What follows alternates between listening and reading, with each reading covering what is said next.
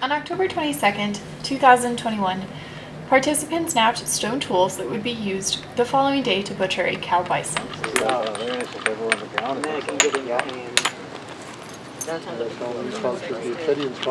Each stone that was used on the site, ranging from big old heavy sort of chopping tools down to unmodified flakes, to be documented, so that when we start looking at the bones, and we had records as best we could, given that it was sort of a job to get the meat off quickly, we have records of what tool was used on what part of the carcass and when, and roughly for how long.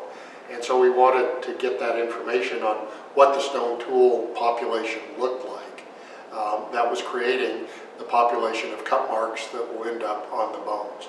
So before we went out to do the butchery, every one of the stone tools that was going to be used was photographed and measured and weighed, and so we have that population, that group of stone tools that produce these cut marks. So it adds to the analytical utility of having the bones in a collection where the cut marks can be studied. And some of these tools will come back to the collection here and be included in the collection, so that any use wear or modifications or alteration of the tool itself can be documented as well. One type of experimental archaeology is like the bison butchery we did here, where you're doing things to collect data to help better understand what you see in the archaeological record. So in the bison butchery, we were doing three sorts of data collection for experimental archaeology. One was just assembling another library of bison bones where all the marks on them can be unambiguously said to be produced by stone tools. So everything that was done with the carcass was done with a stone tool, and any marks on the bones were inflicted on stone tools. So with that sort of documentation, people who are doing studies to try and develop better criteria for distinguishing stone tool marks from trampling marks, from crocodile tooth marks, from this and that and the other, will have another set of data to look at. And secondly, we were trying to use what we've seen in the archaeological record for where cut marks accumulate on bones. There's some posters back here that have cut marks on bison bones and sheep bones and things like that that we've seen in a winter campsite not far from here.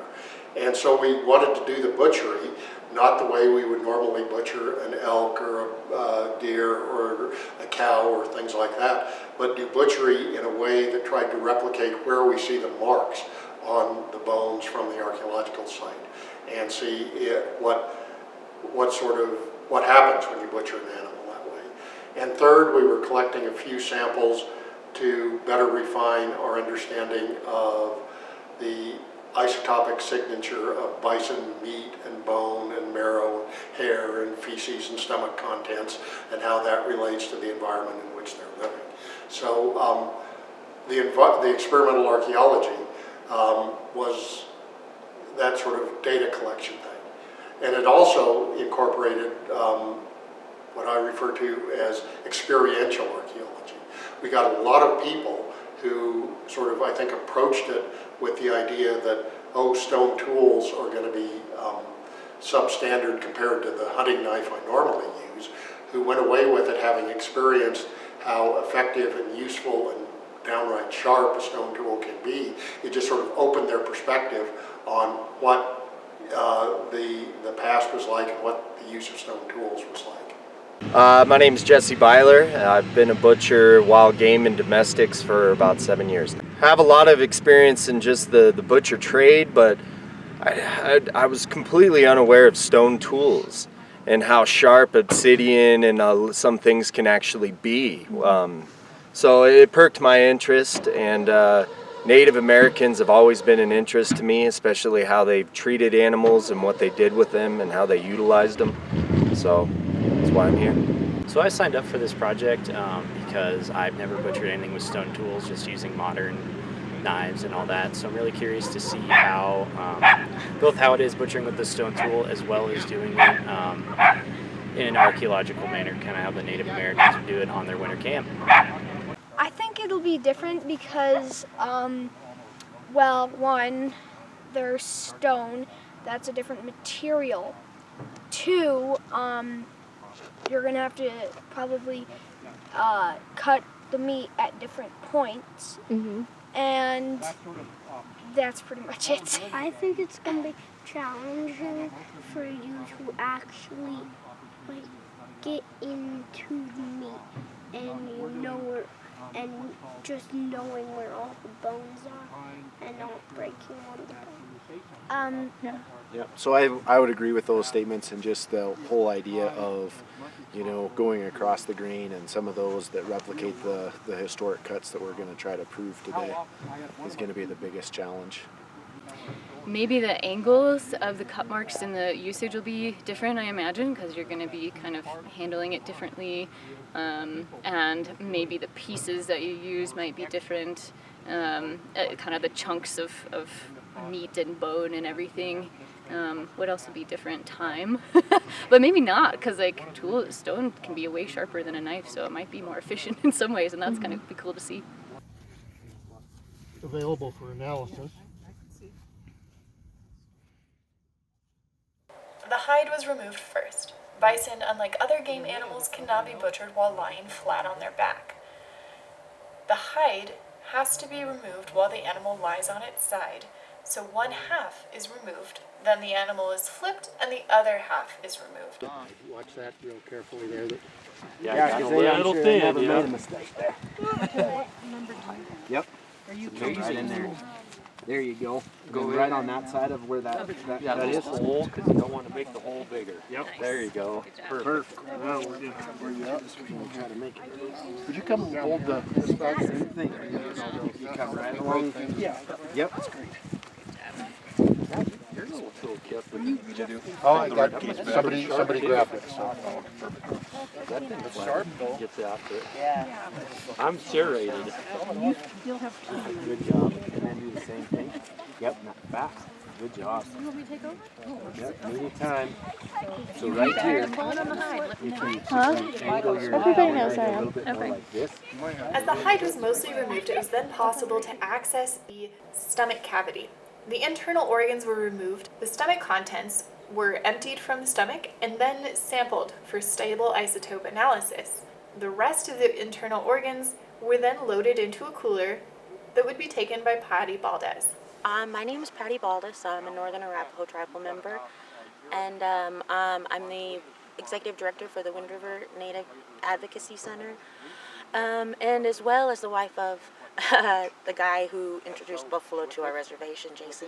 So I'm here today to learn and maybe teach a little bit of what I know, and just to make new friends. The liver was removed, and some participants opted to sink their teeth into it. The limbs were removed from the carcass, and participants had to decide where to make cuts with their stone tools to get the meat off of bone. I took a nice big beautiful roast off of that hind leg. It wasn't difficult. I mean, the knife worked perfectly, but boy, I couldn't believe how heavy it was. All of the meat would be removed from the bone. The marrow was collected because that's often one of the key products that's collected prehistorically. In the game animals, whether they're deer, bison, or whatever, tend to have a much lower body fat than domestic meat animals. And to metabolize the protein from the muscle masses from the meat, we need a certain amount of fat mixed in with it. And so prehistorically, the best source of fat to make sure that you could metabolize the proteins from the meat was in the long bones, the marrow. And so often, as they were extracting meat, they were also extracting the marrow, breaking open the bones, sometimes at the kill site, sometimes transporting the bones back to the campsite and processing them there, but needing to get that marrow out to make full biological use of the meat they were eating. At our butchery the other day, we only fractured 3 bones to get out the marrow. We fractured one metacarpal, one front leg bone, lower front leg bone, one metatarsal, one lower hind leg bone. And we did that in part because those have very little meat off of them and they're easy to get to. But also prehistorically, you often see those sorts of bones, the metapodials, the lower legs, fractured at the kill site. And what we speculate is you're getting the marrow out of them at the kill site for maybe a couple reasons.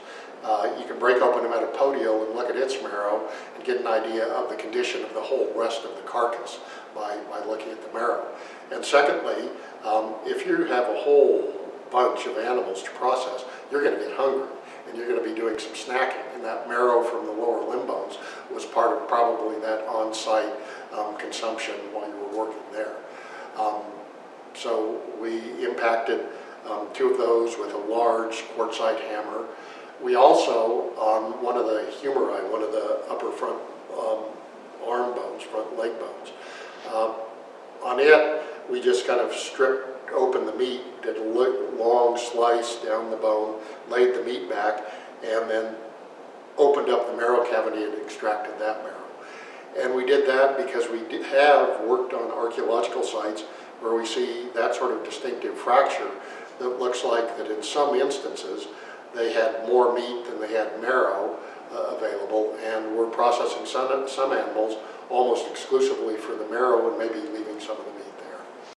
In the final stages of the day, the ribs were separated from the spinal cord. But the splitting of the rib cage and getting those using the axe, that was, I thought it would be a little easier, and it was, I think, just the angle at which you had to go and get that separated was a lot more difficult than I expected it to be.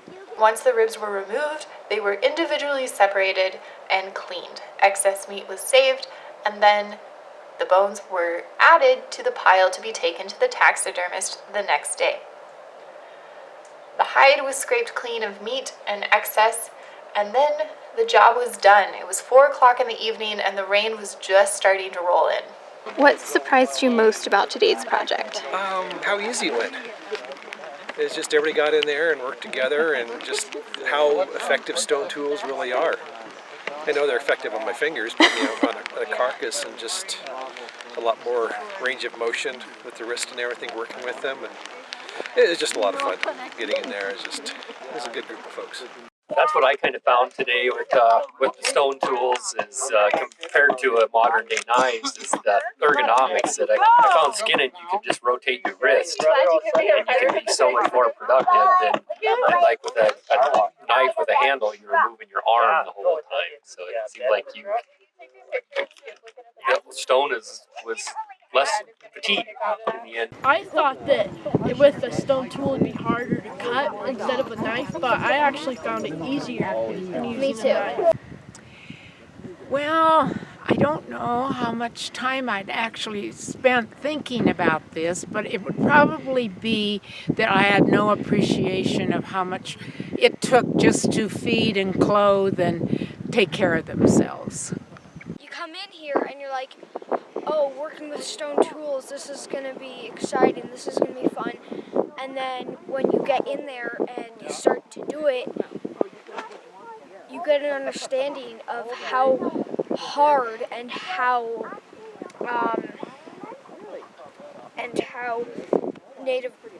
hard Native Americans must have worked weekly, maybe daily, to get their food out using stone tools, because there's just, and how they came up with the technique to